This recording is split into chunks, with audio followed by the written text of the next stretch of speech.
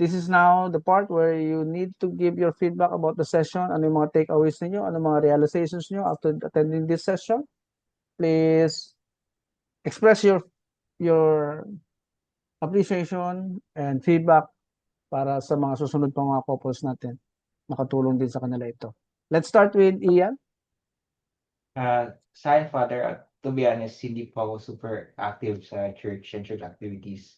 This one is very, very, very enlightening for me in Mm. terms of not only spiritual growth ko, but also personal and emotional growth ko towards my partner or future wife na si Pamela.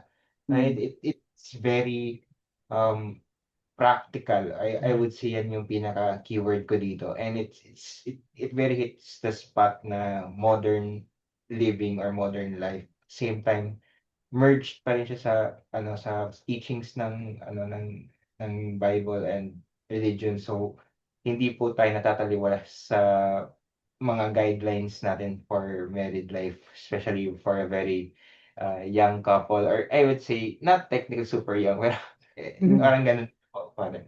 So yung feedback ko pa. Thank It's a very you. positive experience pa. Thank you, Ian. Thank you. Now, let's hear from Pam. For me po, first of all, we would just like to thank po Doc Angel sa very empowering as a couple na magkaroon po ng ganitong PK na seminar with you. Kasi ang dami po namin natutunan talaga.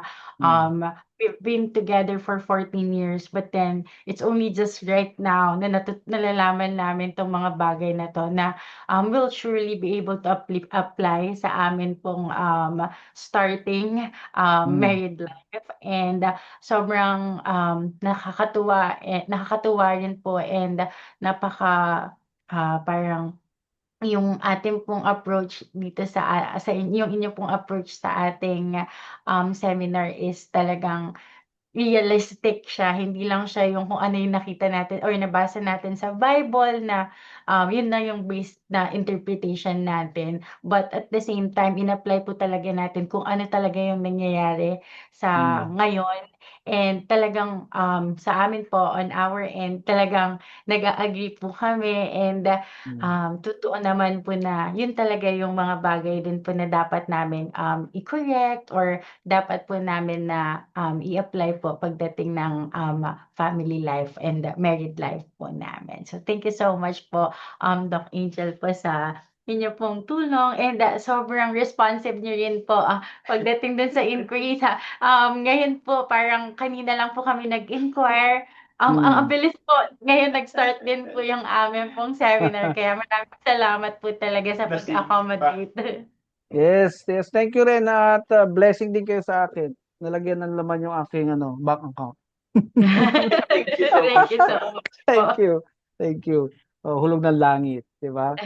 Sige. So, please extend my regards to both of you and to your respective families. Kung kulang kayo sa guest, ha? Nandito lang si Father, ha? Yes, We will po.